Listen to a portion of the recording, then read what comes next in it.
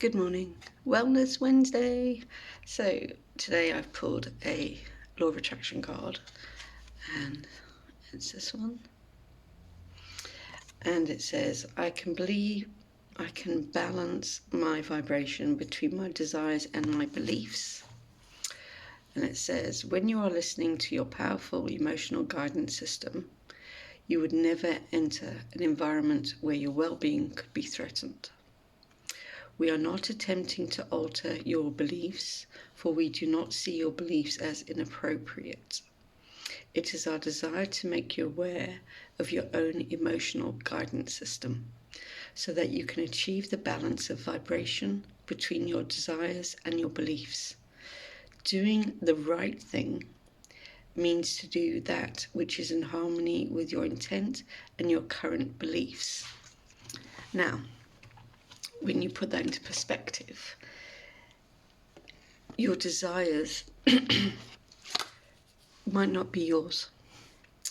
Your desires might have been put on you by a partner, society, a job, peer pressure. And why do I say this? I say this because you might see somebody really doing well in a part of their life and you're like, oh, I really want that. I want to be like them. And you start kind of mimicking them, to want to get that feeling that they have, to see that success, sorry, or to feel that emotional connection, you know. So we're not living in our true self. We are thinking about the other person and what they have become, but we're not really looking into what that person has had to do to get to where they are. So that wouldn't have been an overnight success. If it was, it'd be bloody well done, happy days. But it's most probably taken a lot of hard grind, mental working on, mental health, bodily health, connection, balance, alignment, all of those things. But you don't see that. You just see what has been put in front of you. So when we look at our own beliefs and our own internal system,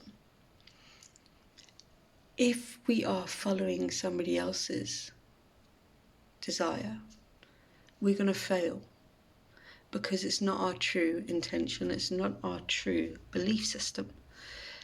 It's kind of like that you can lead a horse to water but you can't make it drink thing. So if we are trying to live a false sense of someone else's desire and dream, we're not going to succeed. We have to really strip back our layers, undo the labeling. Yes, you might be a mother, you might be a wife, you might be an aunt, all those things, but who are you at your core? What is it that you need within yourself to be able to fulfill your desires, your balance, your alignment, your life source?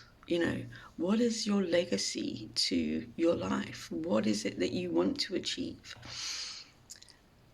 Trying to go the quick route and trying to follow somebody else's path is never going to work, because eventually you might be successful for a while, but it won't be sustainable, because it's not your true heart source, your true desire within.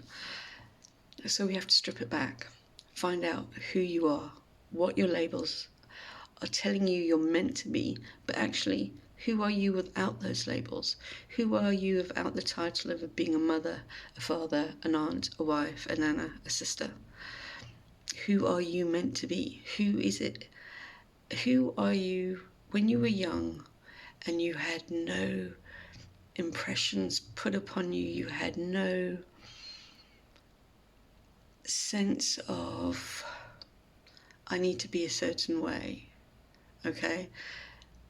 Take it back, and I can come from this from a point of being a person who was in a DV relationship, a person who didn't know what she liked, how she should be speaking, when she should be speaking, what type of food she liked, what type of eggs she liked, all these things. What is it that I needed? Who was I at the core? Who was I after all of that? And it took a while, but I found out who I was. Okay? And it's about facing that. It's about walking in that and saying, right, I'm going to be uncomfortable. I'm not going to feel great, but I'm going to work through this. And you know what? When you come on the other side, it's like, hallelujah. I faced it. I overcame it. I feel like I've achieved something for me, not for anyone else, but for me. And it's the same when it comes to my health.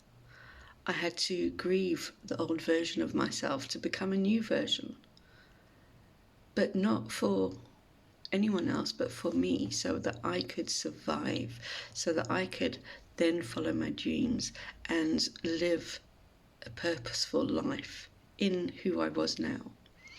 So step away from the labels for a moment, take a few minutes, do a mind dump for 3 minutes, and just let it flow. And I'm not talking about thinking, I'm just talking about writing down. When you ask yourself the question, who am I without the labels? Who are you? Really think about who you are, and then just let it flow onto paper. But when you're writing it, don't stop and think. Just let the words come out. It might not make any bloody sense, but it will do in time. And you start to strip back those layers to find out who you are without the labels that society has put on us and that we've put on ourselves. You know, we're told not to have those self-care, you know, not to take time out. You've got to be busy, busy, busy. No. If you're not topping up your own self-care, how can you be a benefit and fully there for the other things in your life? You can't. You need to take that time. So, give the journaling a go. 3-minute mind dump. Just go for it. I'm sure you're going to find some surprises along the way. Find out who you are at your core. Find out who you really, really are. And what is it you really, really need and that you're afraid to say. Have a good day.